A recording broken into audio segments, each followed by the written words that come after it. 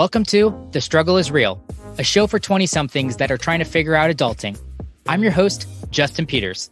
Each episode, we focus on solving a problem that we will face throughout this defining decade that wasn't covered in the classroom. This could include topics about our career, health, relationships, and money. Let's get into it. I'm going to be honest with you. I did not know how beneficial fiber was prior to this conversation. I wouldn't even been able to tell you that fiber was only found in plants. And if you didn't know that, surprise, you learned something in what we're 1.5 minutes into this conversation. I'm excited for the episode though.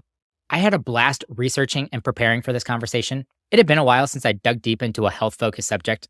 I believe our last was Dr. Jennifer Reid in August, when we talked all about sleep, and looking at the numbers, I know you're interested in health topics. But knowing the holidays are right around the corner here, I figured I'd throw something out to you that I feel like is fairly easy: getting adequate levels of daily fiber. Joining me today on the podcast are co-founders of Florasophy, an organic soluble fiber supplement. Barnett and Lee Carson created this company after Megan stumbled across the incredible benefits of soluble fiber and began using it in her functional medicine clinic. Megan and Lee both believe in a science-based approach to alleviating health issues and focusing on preventative health in order to stay out of the medical system. Getting adequate daily fiber, particularly soluble fiber, is one easy step someone can take. If you want to know all the benefits of fiber and what foods you can eat to get a suitable level, you're in the right place. We'll be discussing that, plus other health-related topics like Megan's opinion on intermittent fasting and an explanation on what the heck microbiome is. If you're a listener of the show and you haven't left us a rating and review, I'd really appreciate it if you did. And if you're new, welcome. Sit back, relax, and let's learn something new together. I hope you enjoyed my conversation with the former peanut butter and marshmallow fluff eating lover, creators of what was going to be called Perfect Poop, and longtime best friends, Barnett and Lee Carson. Overcaffeination and dark chocolate. It doesn't seem like you guys are too bad there, talking to two health nuts, which I'm very impressed. Excited to get into more of this conversation. We're going to be talking about fiber, and that's really cool that I'm going to dive and get really niche into a specific kind of health topic like this. I know at Florasophy, your guys' mission, I guess, is to educate people on the right variety of soluble fiber can really be a tool for better health at any age. And, being a 20-something, thinking that fiber was really just for grownups or grandparents really to help with digestion issues. It was a lot of fun getting to research and get deep into fiber. I feel like I know a little bit, and I'm hoping that you guys can even educate me a little bit more today. But let's start a little bit more high level than that. Let's just talk healthy living in general. Lee, something that you gave me in our prep conversation was preventative health. And you said you're personally motivated to stay out of the Western medical system as much and as long as possible. This is largely based on experiences with my mom over the last 5 years. Can you expand on your experiences with your mom and what you meant by that? Yeah. So about 5 years ago, my mom started having, it was neurological in nature. So she needed a significant intervention from a specialist. And it's really hard to get actually appointments with the neurology department. And so her health was declining very quickly. We went through many rounds of trying to get appointments. Ultimately, she needed to go into the emergency room to get the care that she needed. She was ultimately presenting with symptoms that were like rare aggressive dementia. So she spent 2 weeks in the hospital locally here, was able to be discharged really with no diagnosis. We spent the next year traveling to the Mayo Clinic, trying to get to the bottom of why this seemingly healthy, 69-year-old was having these symptoms. She'd done, quote, all the right things pretty much her whole life, generally speaking. Anyway, specifically in neurology, there's a lot of gray. Actually, an MD told me that, who was a cardiologist.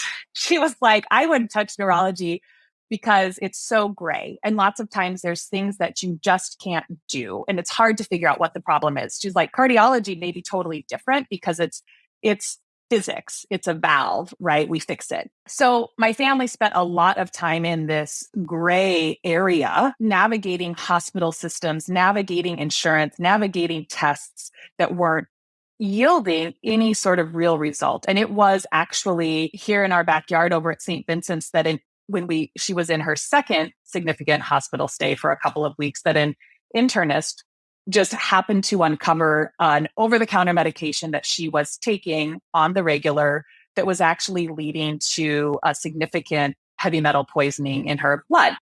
So here we are, they've sold their home, they've moved, they've changed their lifestyle totally. We were thinking we're going to skilled nursing and potentially nursing home for her care. And here it was, something that was just missed and something that she was taking as an over the counter medication that she thought was okay because a doctor had told her to do it. So as soon as we stopped taking that medication and she went through a chelation process, she ultimately returned back to, I would say, 80% of her normal self. Wow. And off they go. And she's 73 now and, living a pretty normal life. But seeing that, so why I want to stay out of the Western medical system is because I saw, so first of all, over-the-counter medications, prescription medications, like my hackles are up about that, right? You need to know what you're putting in your body and what those active ingredients are and the things that they can be doing, right? And then also just our Western medical system's ability to really triage what's really going on. How did we do so many heavy metal tests and miss this one specific heavy metal? Flew all over the country, did all the things. How did we miss this? It was literally when you're in the hospital has to feed, like they have to give you any medication that you take, whether it's prescription or over the counter. So her first hospital stay, when she was in such an awful condition, the nurses were actually giving her the thing that was causing the problem. There is a time and a place, right? And I'm not saying that, I don't there is a time and a place Sure. when you need to do that. I just personally want to take good care of myself so that I can stay as far away from that as possible. That makes a lot of sense. And I, to reiterate what you were just saying there too, you are not saying that medicine is, or people are out to do anything wrong with medicine, but it is way easier to prevent something from happening than to fix something that did happen in this situation. And I am with you. I'm somebody that wants to live a long time. And I know in order to do that, I really have to think about the preventative side, not necessarily the improvement of where medicine is going to be going in the future. So, Megan, let's flip things over to you. Being a dietitian now and working in functional medicine, it is very hard for me to imagine you in, jeans and boots and drinking Coors Light and smoking cigarettes. So tell me a little bit about the transition from general contractor into dietitian.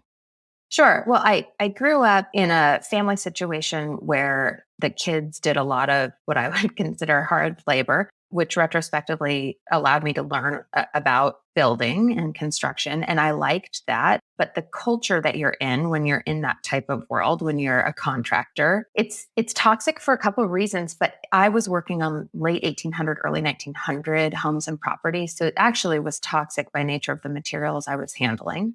And then the people that you're surrounding yourself with are Coors Light drinking, cigarette smoking, boot wearing people. And so, you can't beat them, join them. But really, I come from a family of healthy people, and my parents are still at 65 and 71 extremely healthy, and they don't have to work that hard for it. So there was a lot of taking my health for granted. That's what I would say in my 20s was I just genetically was doing well. I felt great. I didn't have to take very good care of myself to feel good every day. And then the crash happened where I had my first child at 26. I started to not be well. I was still in contracting. I was not drinking Coors Light or smoking, by the way, anymore, as I was bearing children, but had my second kiddo at 28 and then went through the 2008 recession. And the stress of that actually triggered me into a pretty significant autoimmune disease and flare, which also was a mystery. Much like Lee was saying with her mom, nobody could figure out what was wrong with me. And it was a lot of doctors and specialists. And through that process, I actually decided to leave construction because the stress was very high and it wasn't healthy. It wasn't healthy for myself or my family. And I went back to school. And the drive to go back to school was really about my own health and my kids' health and trying to uncover the mystery of, what are these symptoms telling me about myself? What are my kids' symptoms telling me about them? Because I obviously passed my health on in many ways to them. And I think retrospectively, not realizing that a lot of the choices I was making in my 20s shifted parts of my health. And so what I passed on to my children was not as optimal as I would have liked. And so I've spent the last 16 years trying to repair that damage in their bodies and my own. Fair. If you could take back one of those decisions or habits that you had in your 20s around health, do you have one in particular that you're like, yep, I wish I didn't do that? Oh, only choosing one. Um, it would be diet, I think. And that says a lot because a lot of my habits were not awesome, but I really was not eating a nourishing diet, but I was eating a very, very high carbohydrate diet. And the high carbohydrate diet was not necessarily resulting in me being overweight, but it was really shifting my microbiome. And what I now know is that your microbiome is one of the primary things you pass on to your kids, unfortunately or fortunately. So we see diseases passed on generation to generation in large part because of the microbes in the gut. And so now that I have had so many assessments of my own microbiome and my kids' own microbiome, I know that the diet I chose to live on because I felt okay and didn't see the connection between what I was eating and my own health at the time ended up shifting what I passed on to them, which then became their basis for their health and their microbiome. And when you say microbiome and gut, I hear that, and it seems like something that has really popped up in the health space over the last, I don't know, 5 to 10 years, especially since I have become more familiar with it. Can you expand on that a little bit more and maybe even take it a step further? Like if you were explaining it to me, like I was a teenager, Yeah, some of the concepts that I might need to understand whenever you say microbiome and gut health in general. sure. I'd love to. One of the things that we don't talk about enough is that what is inside of your intestines, that digestive tract, is actually considered outside of the body. It's a hollow tube in reality. And the cellular structure is similar to your skin. So if you think about your skin is a barrier to the outside world, right? It's protecting what's inside so the nasty stuff outside doesn't get in. It's also what the intestinal lining is. And so it is the same cells as the skin cells, and then it has some protective layers. And then within that hollow tube, we have billions of microbes.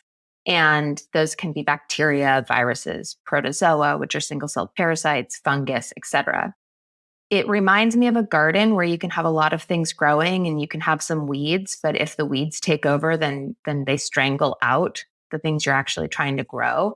And that's the balance of the microbiome that is based on healthy microbes and then microbes that maybe are kind of jerks, but they can be there. They don't necessarily do what's right for us, but they also aren't that big of a deal unless they are out of control. This microbiome is kind of pulling the strings like a puppet for a lot of our health, for our neurological health, our blood sugar balance, our metabolism, inflammation. And we have about 70+% of our immune system in that lining of our gut. So the barrier of the gut needs to be integral. You need to keep the actual lining strong because, again, it's preventing things from getting in to the body. And when I say in, I mean into the bloodstream. And the microbiome, as it metabolizes, is one of the factors in keeping that intestinal lining strong and integral because the microbiome has a byproduct called short chain fatty acids, which is the food for your intestinal cells. So you can't have one without the other. You've got to have a balanced microbiome to feed the intestinal lining. You have to have a strong intestinal lining to protect what's inside of your body from the outside world.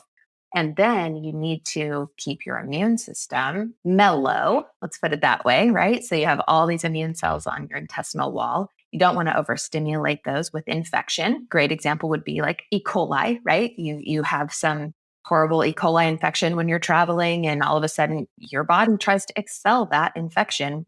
If you've had food poisoning, you know how bad that feels, right? That's your immune system on that intestinal lining saying, no, thank you. You are not allowed to enter. So the gut health is this combination of that barrier and a microbiome that's functioning well and is balanced. That's a really good breakdown. And we'll probably circle back to some of those concepts. But Lee, I want to shift things back over to you really quick as well. Before we get into fiber, I was talking about preventative health and kind of your passion for that. And outside of fiber, another thing around health that you are really excited about and jazzed about is lifting, weightlifting, strength conditioning and training. What does that look like in your life? So I feel like, strength and conditioning and training and exercise in general, it can be so confusing. What do we do? How do we do it? And I think the biggest thing is just to have sort of an idea of what the elements are that you need to have every week in your sort of plan or calendar, right? So I think that consistency is important. So strength and conditioning is a huge part of my regular week. I lift weights, pretty heavy weights, 3 times a week. I have a program. My husband is a personal trainer, so he writes a custom program for me that's designed to support the things that I like to do, which is run and hike and mountain bike and paddleboard and be active with my kids. So having sort of specific exercises designed for me to lift weights, but then there's also other things that are important. So cardiovascular health is really important. Every week we need what's called steady state, something like going for a walk or a hike or maybe a slow jog or a bike ride. And then also intervals need to happen. So both of those things, steady state and intervals, need to happen a couple different times a week, right? And then in addition to that, there's also this mobility component where we keep, ultimately what we want is our muscles to be the proper length so that we have the proper range of motion. When you see impingement in shoulders or hips or even ankles, it's typically because the muscle is not the right length. And so we want to keep our muscles the right length. We don't want to have to fix them later, right? So having that exercise plan, that strength and conditioning is super important. And I can really geek out on why that's so important for bone density, right? For, your muscle is a huge metabolic organ.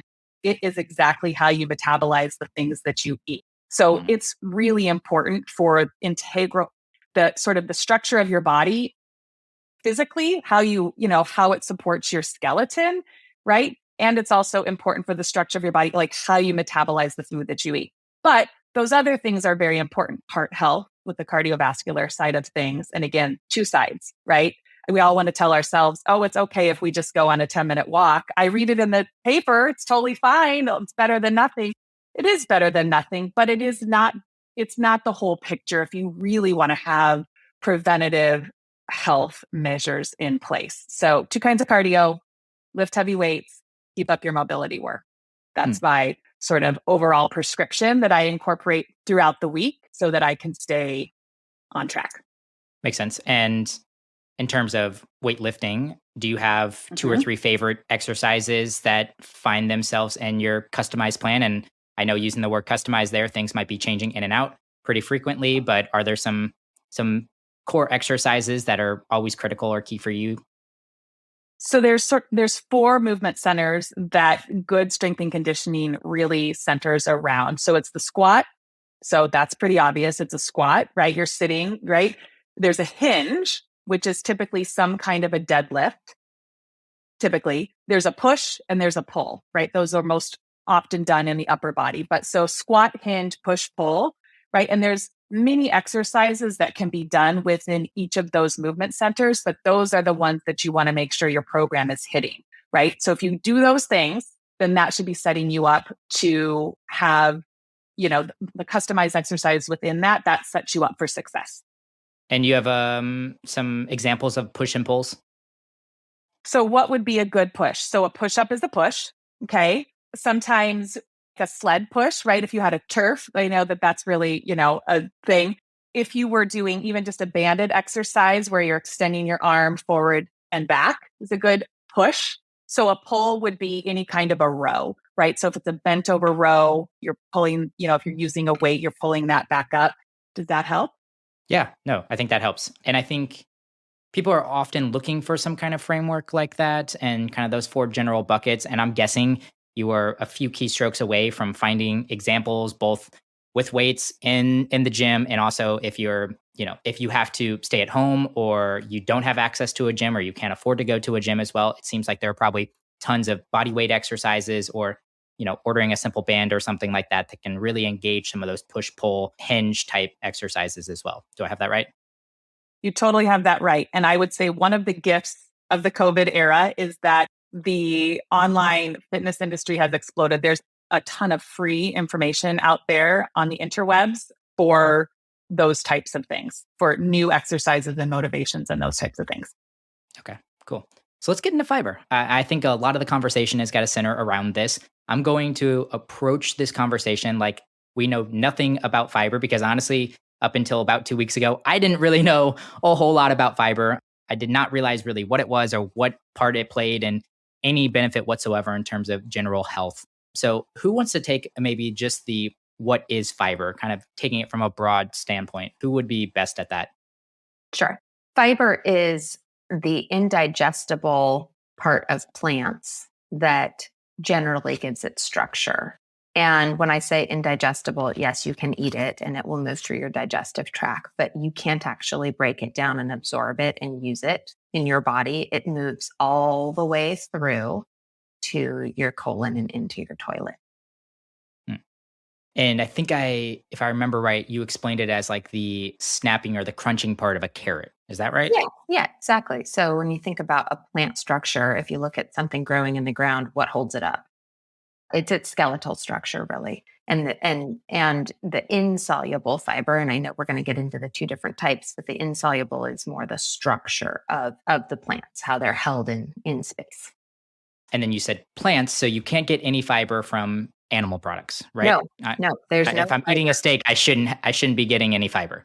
No, nope, there's no fiber in it. I was just thinking that, nope, can't see a way for that to happen. No, there's no fiber in animal products at all. Okay, cool. And then you brought us into our next topic as well, soluble versus insoluble fiber. So what's Mhm. the difference and, how does that play a part in what's happening in your digestive piece?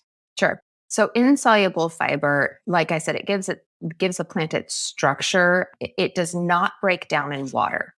Okay, so this is the big disseminator between soluble and insoluble.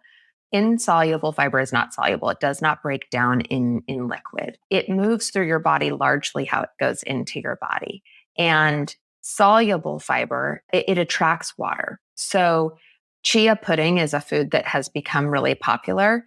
And so if anybody's played with chia, they've seen what happens when chia seeds get wet. They become gelatinous. That's in large part because of soluble fiber, because soluble fiber likes to attract water. It does that within your body when you consume it. It attracts water and it attracts other fat soluble molecules, which is why it becomes kind of magic. Mm. So let's talk a little bit more about that then. So if I'm getting this right, with these kind of binding agents of being a soluble fiber as well, it's absorbing things or taking things with it as it moves through the digestion Yeah. system, like fats and sugars and toxins potentially as well. Generally, yes. So long ago, when I was having some health issues, I had a doctor say to me, well, your gut issues will probably be solved with more fiber, have more salads. And this is the education that's important to me is to share with people why salads don't actually fix things. They're great. You should eat them. But that fiber that comes from vegetables generally moves through, it bulks up your stool, and it actually irritates the lining of your colon in a good way. That irritation is what increases peristalsis to help you have better bowel movements, basically. Soluble fiber, on the other hand, moves through. So let's just take it stop by stop because it's kind of like a little bus stopping at its bus stops. It hits your stomach, its first stop, and it starts to expand. It starts to absorb water and expand. And that's why you can become fuller faster when you're consuming soluble fiber in your meals or as a supplement because of that expansion. So the pressure within the stomach tells your brain, I'm full. I don't need any more food. Then it moves into the small intestine. And this is where it starts to kind of do its thing. As it slows down the digestion and makes you feel full, it slows down the absorption of sugar or glucose in your food. So it balances your blood sugar.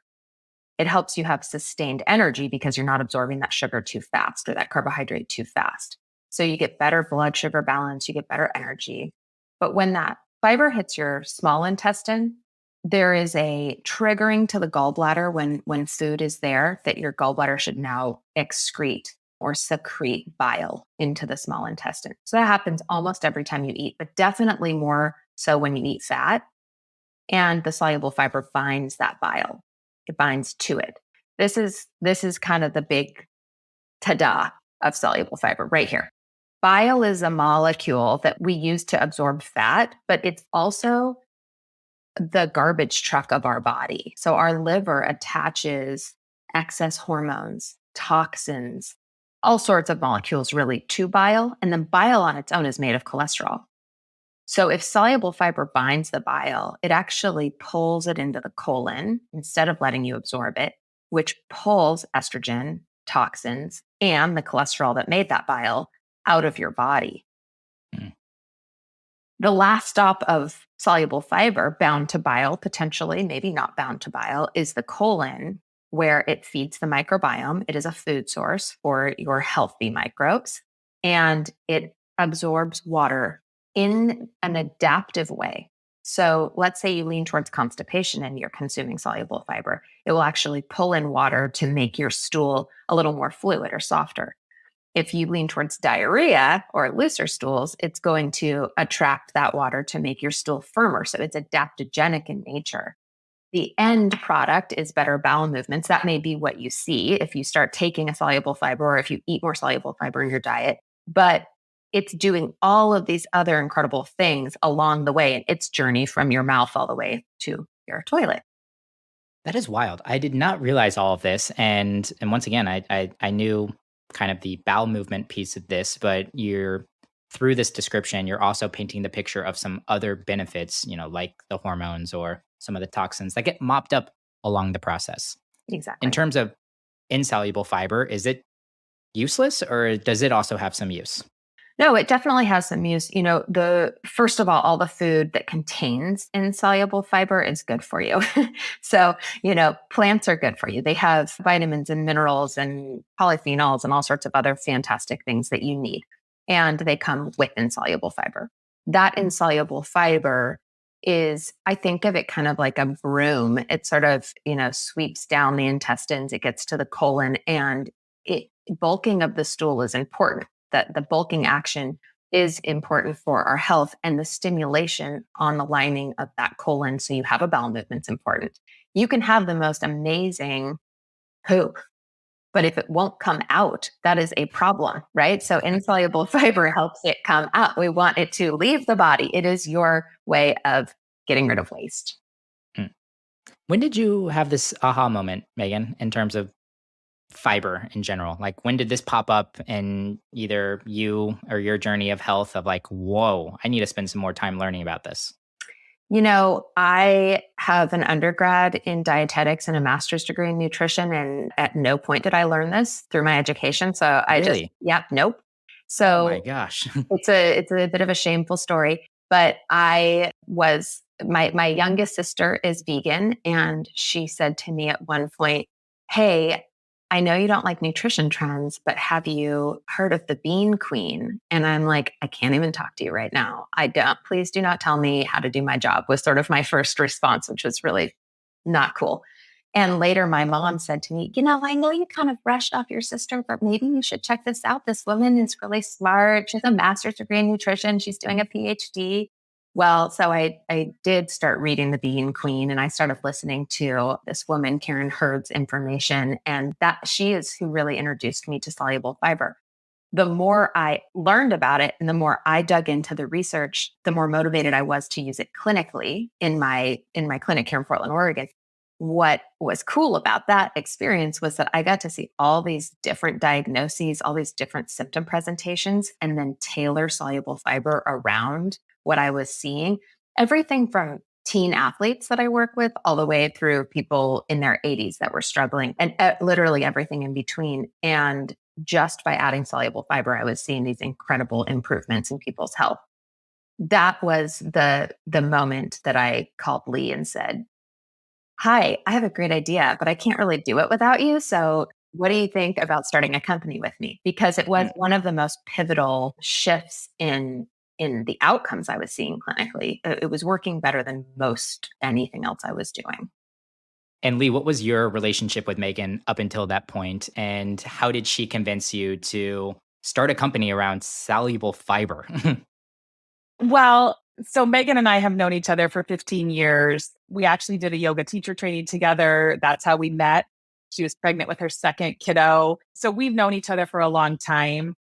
luckily I've been sort of along her journey. And so ultimately, I've been a friend and a patient of hers for many, many years. So very luckily, I was actually one of those patients that she had given the soluble fiber to. And I'm going to just back up 1 second. So the thing is that a lot of people can't tolerate the beans, right? And so that's when Megan started mixing different kinds of soluble fibers together, like in a powder form, so that her patients could experience these soluble fibers. Because to say to somebody, you need to eat 3 cups of beans in a day to get your 20 grams of soluble fiber, my math might be totally wrong on that, is really tough. That's just sort of throwing that out there, but it's something like that. And so I was one of her patients, as was my son. And she was like, you really need to do this thing. So what started off as sort of black bean brownies for my son, right? Yum. Then she drops this off for me. And, I'm 45 and I have struggled with significant sort of hormone imbalance, sort of as I move through that perimenopause phase. And so I've done things. Tried all the things, right? I've worked with naturopaths, acupuncturists, all the things. And so Megan gives me this soluble fiber and, I start eating some chia pudding and all of a sudden, like my hormone imbalance is better than it's been with anything else that I've tried. When she said to me, so I think we need to do something with this because, when she was putting the blends together, not only was she, customizing the things for her different patients and what they needed, but she was also able to pick the fibers that she knew weren't going to be irritating. When she came to me, I was like, I feel great. Yes, I'm totally in, like no questions asked, even though we both have other businesses and plenty of things to keep us busy. I was like, this is amazing. And, you just listen to all the other things that I didn't even know it was helping me with. I just knew I felt better. And it was significantly relieving some of the symptoms that I was having around my cycle. So I was all in, Justin. Mm. So it helped balance hormones and what were some of the effects of that? I know you mentioned you felt better, but what were some of the signals that clearly this is working? Without getting too graphic, maybe that's a personal question as well. You know what? I'm happy to talk about this because I think it's something that actually, as I started to share this product with many of my friends, both near and far, I think that one of the things that perimenopausal women, I'm just going to use the 40s as this perimenopause label. I think one of the things that's actually very true is that us 40 something women don't understand some of the symptoms that we're experiencing are related to our cycle. We just think that they sort of are. So some of those symptoms would be certainly around mood, right? Sort of more irritated that week before. Sometimes I may have used the dragon emoji, sometimes, Justin.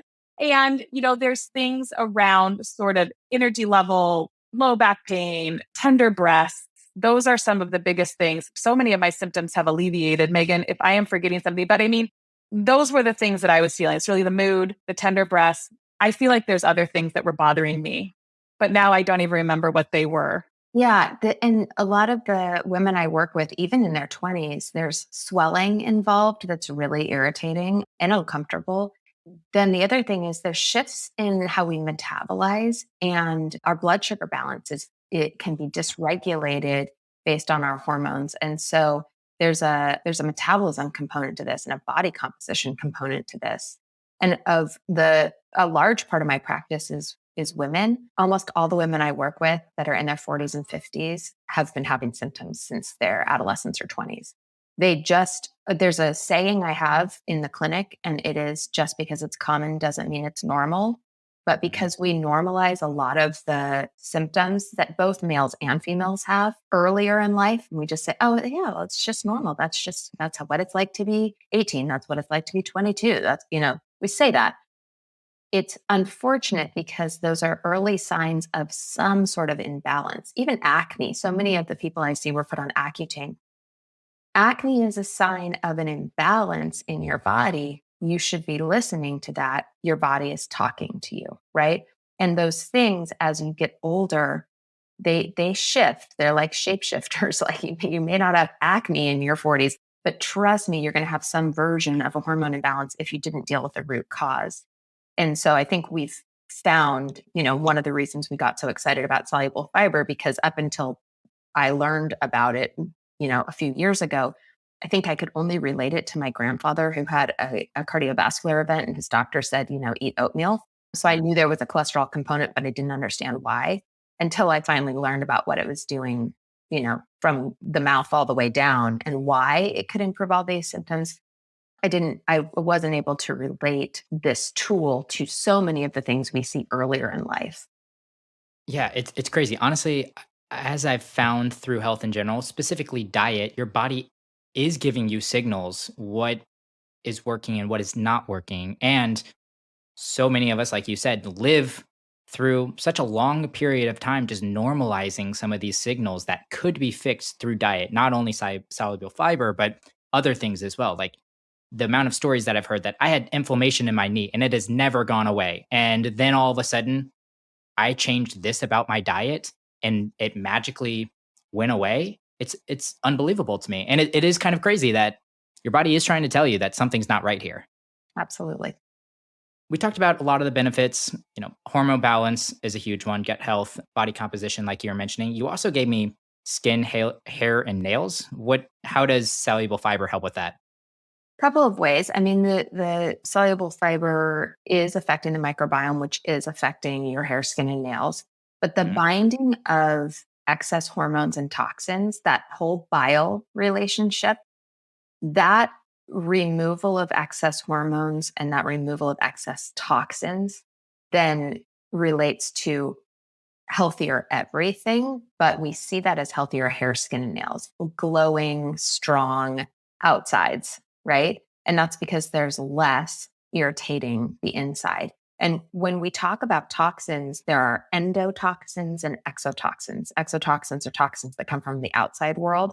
And then endotoxins are toxins that your body is making. So that anything in excess can be considered a toxin, and that would include hormones. When you have a buildup of extra hormones, no matter what those are, you'll see that symptomatically on the outside of your body. So let's get into a couple of the actionables now. I think we've convinced people that they should consider, if not highly encourage you to put soluble fiber into your routine diet. How much should they be focusing on? Is there a gram level that they should be shooting for? Yes, we recommend, and this is based off of research, where research studies that have shown a reduced risk of, now we fill in the blank, ovarian cancer, breast cancer, colon cancer, cardiovascular disease, obesity. We have research on all of these things. It's about 20 grams a day of soluble.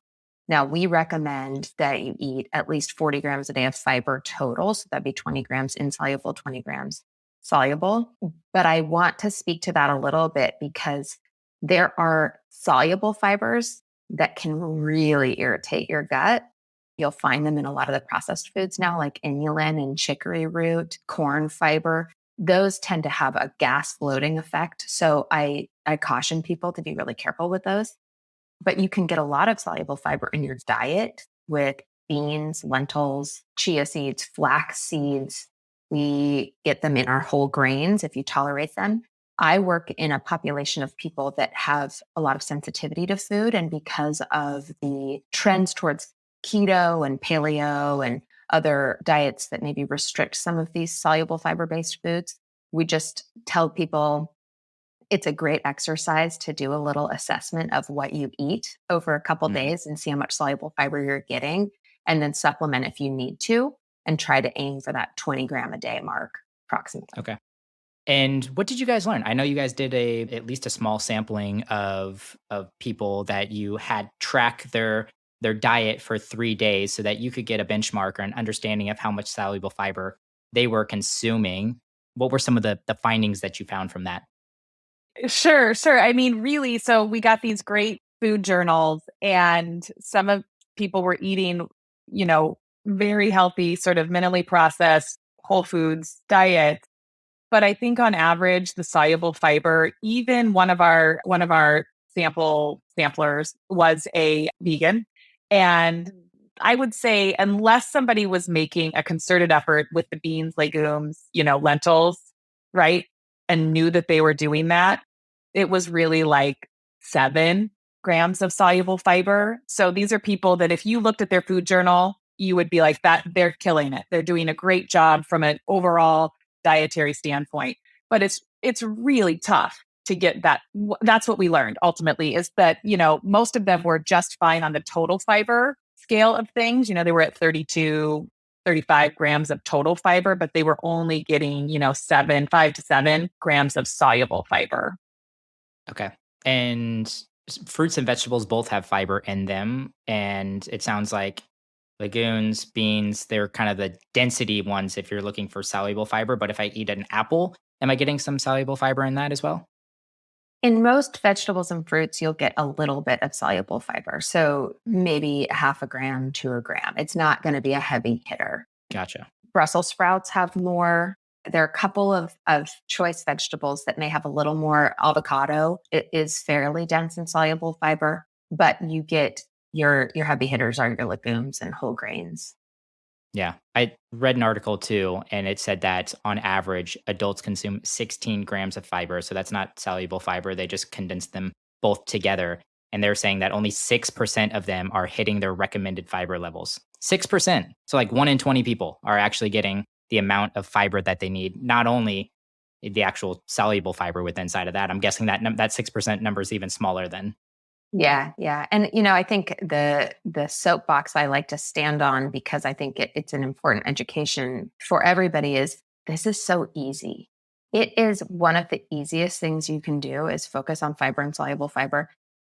But the benefits are so wide ranging. And it's not just about prevention and not having a disease. Like, as you know, and as you brought up in the beginning of this podcast, I wasn't thinking about my long-term health or prevention in my 20s. I was like, I feel great. But it would have supported my skin and my energy and, things I was caring about, and my hormones, and not having nasty hormone symptoms in my 20s. And we use it for other things people are concerned about, like fertility, even exercise recovery. And like I said, good sleep. These are things that are important at 20. They're important at 30. They're important at 80. This is just such a game changer for most people that it just doesn't take a lot of effort. Hey, this is Justin Peters from the Struggle is Real team. I hope you're enjoying the show. We're going to get right back to it after a quick message. I have so much fun interviewing the guests that come on The Struggle is Real, and I try to squeeze out as much knowledge as I can. But as much as I'd love to talk to them all day, we only have a limited amount of time. Luckily, so many of my guests have condensed all of their wisdom into a book. So if you've resonated with a guest on the show, I encourage you to go check out their book. These books are incredible, and I think they add a ton of value. I have all the guest books in one easy-to-find place. Just head over to justinpeters.co/books. By purchasing books through the links on our website, you're also supporting the show. So thank you for that, as that is how we continue to expand The Struggle is Real. Now back to the episode. So I want to play a game. I'm going to throw a couple dieting trends out there. And Megan, you're already averse to dieting trends in general, but I'm interested to get your guys' feedback. Let's try to keep it at a yes or a no from the start. But if we need to expand on something, let's totally expand on something here. Okay. So let me throw one out. Like I said, I'll get the yes, no from you guys right away. And then let's decide if we want to go a little bit deeper on what we meant there. Keto, yes or no? Are you in or are you out? Justin, it is literally impossible for me to yes, no these answers. So you might have to go, it's too. Shouldn't have gave you a hard one to start with. I shouldn't have gave you a hard one to start with. How about let's drop keto. I know that's probably a really tough one. What about dairy free? Generally, yes. You're in on dairy free? I'm in the world of functional medicine, Justin. So everything is customized. For the majority of people, yes. Okay, cool. What about you, Lee? For the majority of the time, yes. Cool. Intermittent fasting. Are you in or are you out? Yes for men, no for women. Oh, okay. Lee? I am not. I don't feel like I have a solid answer on that one. What did you mean by yes for men, no for women, Megan? So men are on a 24-hour cycle. Your hormones are exactly the same every 24 hours. Just FYI, you are on a rinse repeat cycle. I love that. Us ladies over here, we are not. We are on like a 26 to 30 day cycle. And so that affects our cortisol levels, our stress response, omitting food, which helps your body feel safe, truly from your nervous system, not from like a woo-woo standpoint, but your actual nervous system feels safe when you're fed.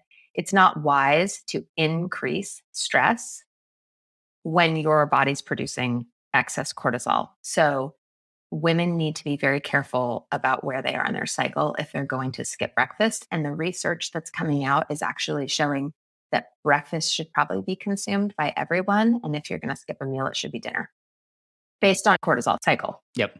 Yeah. Yeah. I'm definitely in on intermittent fasting. I found it maybe 3 or 4 years ago. Works very well for me. Honestly, I'm a morning person in general. So it helps for me to just get in the zone and not necessarily have to worry about feeding myself until I usually break fast around 10, maybe 11 o'clock. And I usually try to end eating between 5 and 6. Obviously, lots of social events usually conflict with that. Yes. And I'm not really super consistent on a 16 to 18 hour fast, but I shoot for it most days. I'm usually hitting 14 to 16 without necessarily thinking about it, but it works well for me. And I like your advice of, think about some things here. But, me being a simple male, I'm glad that you're in on it for me at least. Yeah, it tends to work pretty well for men. I recently, over the course of this summer, had sort of closed my eating window a little bit. And I've been eating a breakfast before I do my workout, typically, my cardio or my weights. And that has been a game changer for the quality of those workouts. I still have probably a 12 to 14 hour window that I'm not eating in, but by having sort of a lower carb breakfast before I do that workout, I feel a lot better before, during, after, all the things. So that's just my little anecdotal add to that.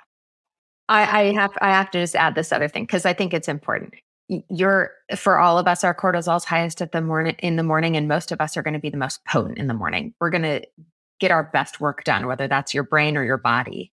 Most of the people I work with, if they intermittently fast, especially the women, skip breakfast and they eat until 9 or 10 o'clock at night, right? They eat their dinner. They're still hungry because they're calorically deprived. They haven't eaten enough food for the day. And then they're snacking, they're gaining weight, they feel like junk, and they're not sleeping well because they're consuming food too close to bedtime. It's harder because of social events and our routines and relaxation, but eat in the morning if you find that you make up for those calories at night and try to finish eating by 5 or 6. You're going to be a lot more metabolically sound that way if you're going to close your window. Yeah, I found that personally with myself too. 4 hours, kind of stop eating 4 hours before bedtime, usually returns the best returns for me whenever I wake up in the morning. Absolutely. So, and honestly, I'll eat late at night or something, or if we go out for like ice cream or dessert and I like wake up at 6 and I am starving. I'm like ready to like get some food in me. Yes. And if It's weird. I wear a continuous glucose monitor all the time. So I have the advantage of seeing what my blood sugar does in the middle of the night. So for most of us, if we eat too close to bedtime, we get these spikes and dips all night long. So you don't really get good sleep and you're starving when you wake up. All right, let me throw one more out there. We'll kind of keep it somewhat away from the food that we actually ingest, but calorie counting. Are you in or out on calorie counting? And Lee, let's start with you. I think that if you eat too much food, you will gain weight. We work with a lot of people at our personal training studio. That's one of the main reasons they come to us. And there's a lot of things that we can do on the exercise front. But if you eat too much food, you're eating too much food. It's very scientific in that way. I think understanding sort of your trends in your normal everyday habit is great. I can't say that I advocate for watching those numbers on a regular basis and sort of that hyper focusing on the MyFitnessPal situation, I think is unhealthy. But I think it is important to have an understanding of what your general trends are. And sometimes you need to have a return to baseline of like, oh, I have some new habits in my nutrition. I am now eating 500 more calories a day. Doesn't matter, y'all. It's going to catch up with you. It's science in that way. So we're very good at giving you gray answers, Justin, on all this. But I mean, it depends, but it is a science math thing at the end of the day. Megan, anything to add to that? I would concur with Lee that I think it's a good thing to do on occasion to give yourself a check-in and not every single day. And I would say the same thing about weighing yourself. Mm-hmm. For that reason, it's a great thing to check in with, and it can become pretty destructive if you're doing it all day, every day. I would agree. I put on an Apple Watch and it's got the step counter in there, and very similar to that as well. It made me very aware of how many steps I would normally get in a day. I could probably tell you in the thousands where I'm at now that I've worn it enough and I've checked it enough. So I try not to continuously check it all of the time because I kind of know by the end of the day, I'm at 7,000 or I'm at 12,000. Like I gauge and I can feel it there.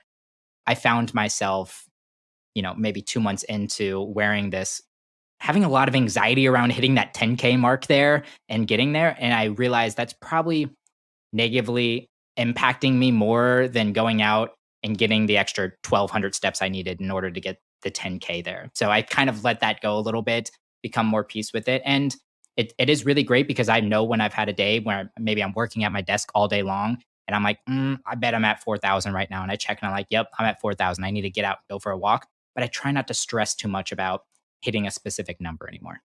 Yeah, absolutely. So wrapping up this conversation, I want to give you guys the opportunity. Of course, you mentioned that you have a supplement, a soluble fiber supplement. You worked with Lee to get this up and going. Can you tell me a little bit more about that? Yeah, we developed a supplement called Florasophy. We have 3 different blends. Those blends were built basically on the toiling in my kitchen that I was doing to try and help different patient populations. So one of them is aimed at people that suffer constipation. That one is called Loosen Up. The other one is aimed at people with loose stool, which is called Firm Up. And then we have one that's really built for overall daily use and prevention, and that is called Daily Fix. And the fibers within them are tailored to the goals, of those 3 different brands or those 3 different blends, but they generally are non-irritating to the gastrointestinal tract and safe for most people to use, even if they're suffering from IBS, SIBO, et cetera. And that was one of the reasons that I was compelled to develop this, is because it was so hard to find something on the market that worked for everybody safely. Yeah, and we got a discount code, the struggle is real 20, that you can use to get a discount if you go and check out their website. All of that will be in the show notes as well. Lee, do you have since launching your products, do you have like a highlight moment or something that brought you a lot of joy, maybe customer feedback or review or a success story from somebody that just warmed your heart and really kind of filled your cup in terms of continuing to push forward with this product? I think one of the things that's filled my cup the most on this journey is I have a pretty strong group of fellow mom friends that are in my kids' school community, and their support of this product, they have a special code and they can pick it up on a doorstep, or they live very close, so I'll deliver it to their house. And their support of this product and then sharing it within the wider circle has been really great. And the reason I say it's really great is not, I mean, they would support it because they love me, but they are still here because the results that they're getting that keep them excited about the product and supporting Megan and I on this journey. That's awesome. That's really fun. I'm excited for you guys. One more question around supplementation as well. I just want to get a clear understanding. When should we supplement versus when should we lean on dietary fiber? That's a great question. And I think it goes back to assessing what you're getting in your diet and the type of nutrition that works really well for you. So if you're a person that really tolerates soluble fiber-based foods like beans and lentils, et cetera, like we spoke about before, it's great to do that maybe 3-day diary and see how much you're getting, and lean on supplementation if you're just not getting enough in your diet and if you can't find a way to do that. And again, if you're a person, and there's so many people out there right now that are using keto diets and paleo diets, et cetera, and they're getting great health benefits from it. So that's a great time to supplement because it's appropriate for all of those diets. This supplement works with all of those diets without having to eat the high soluble fiber foods that maybe are irritating to you. And I'm guessing you guys have instructions or at least something there as well. But as I learned here, soluble fiber does absorb a lot of water. So I'm guessing you need to put some liquids down, hydrate yourself whenever you're taking these supplements. It's not only important to drink more water when you are introducing more soluble fiber, but it's important to go slowly. Your body will need some adjustment time to soluble fiber. There is a shift in your microbiome. There is a shift in your digestion. So we have a lot of instructions on our website for how to do this successfully and kind of how to find your profile. Why are you taking it? What are you looking for out of this? And how would you start? What time of day would you take it, et cetera. So there's some great resources on thinkflorasophy.com. Once again, we'll put it in the show notes. We'll add the discount code there. Highly encourage you guys to go check it out. Final question for both of you. I don't know if this is going to be a joint response or if you guys want to approach this answer from different angles. But if you had the opportunity to teach a 16-week class to a group of graduating college seniors on a topic that isn't normally covered in the classroom, what would you teach and how would you teach it? So I came up with two, but the first one that I'm going to talk about is really, I don't think that there's enough education around preparing whole foods for consumption. So here's what I would do. I would have a class. It would be 16 weeks. Every week we would meet in my beautiful kitchen lab and all the students would be delivered CSA delivery. Okay. And based on what they got, their vegetables vegetables that come from a farm that's, 30 miles away, they would meal plan and strategize what they were going to make with these things for the week. Okay. With the guidance, of course, during the class.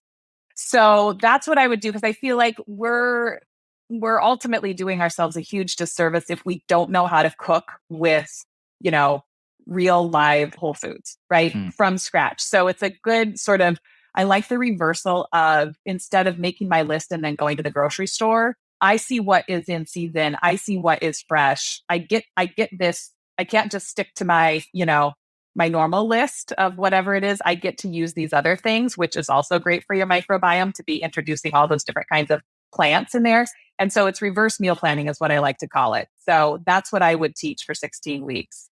So there. I don't understand why that is just a standard curriculum class. We frequently talk about the classes we wish we had in high school and college, and just preparing meals for yourself in general seems like a really obvious one to me, especially if you introduce whole foods. I think that is honestly when I'm thinking about my cohort and my peers and my friends and myself as well, it is the intimidation factor around getting all of these fruits and vegetables and, meats and whatnot, and just not knowing what to do with them, and instead turning to prepackaged products, and obviously mostly processed products, and or going to fast food or out to restaurants as well, and just not having a sense of control around cooking. And I think having some education in that space would, severely lift us forward and all of that. So not all of us were raised in houses where, we got to watch grandma or mom or dad or grandpa cook some amazing meals out of all of these different things. So many of us were raised where we picked up McDonald's that night and that's how we ate. So I was just going to say, and I think that, something that's really important to consider is that the large majority of sort of causes of death in the United States are based on, the things that we're choosing to eat and consume on a regular basis. They can all be tied back to that. So I think it's really important, just to echo what you were saying. Go, Megan. We have kind of a theory we base everything off of at my clinic, which is clean air, clean food, clean water. And, to that end, if I had an opportunity to teach a large amount of young people something, I would give them the basics for how to translate their normal symptoms. It's a language. Your body has its own language. What does a headache actually mean?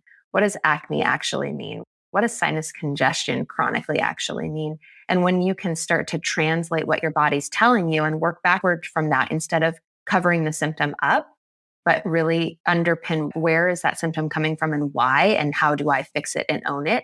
It's really empowering, and you catch things early so they don't turn into problems later, and you can stay out of that medical system, and you can just learn how to be well in your body. But it's medical mystery kind of stuff. It's sleuthing, it's investigation. It's a lot of fun, but it's paying close attention to what your body's telling you and not taking an Advil to cover it up. I loved both those answers. Once again, I think standard curriculum classes right there. That's super obvious to me. Love it. I actually learned or started to listen to my body a little bit more through actually being a plant dad and realizing all of the signs that plants give off to you whenever they're distressed, and realizing through that process that I also stretch for light, or, droop my leaves if I don't have the right water intake, or turn red in certain things. It's really actually interesting how our bodies are sensories, and that they can give you some really valuable information. You just got to listen. So great class. Really excited for you guys both to teach those at some point in time. You totally should. I appreciate you guys coming on The Struggle is Real. Megan and Lee, co-founders of Florasophy. Once again, thinkflorasophy.com. Guys, it's been a pleasure. Thank you so much, Justin. Likewise. Thank you. Thanks for tuning into the episode. Here's what you can expect next on The Struggle is Real. We will never have all of the information that we need to make a perfect decision, but we need to move forward anyway. This is something that I constantly try to reinforce and reward in myself, is to just take action. A phrase that I like is, it's much easier to steer a moving ship. As you are doing things, you receive feedback on what's working and what's not working. So what a lot of people think of as one big decision, I try to decompose into smaller decisions, or as I like to think of them, as bets. Think about a bet versus a decision. Well, decision has this like stakes. What if I make the wrong choice? What if I blow it? And that can cause us to delay and sit on the sidelines. Hey, everybody. Thanks for listening. If you like this conversation today, be sure to subscribe so you'll be notified about new episodes. If you want to connect with me, send me a message on Instagram. I'm at Justin Lee Peters. You can find show notes with links to everything we discussed today at justinpeters.co. I'm your host, Justin Peters. Thanks for tuning in.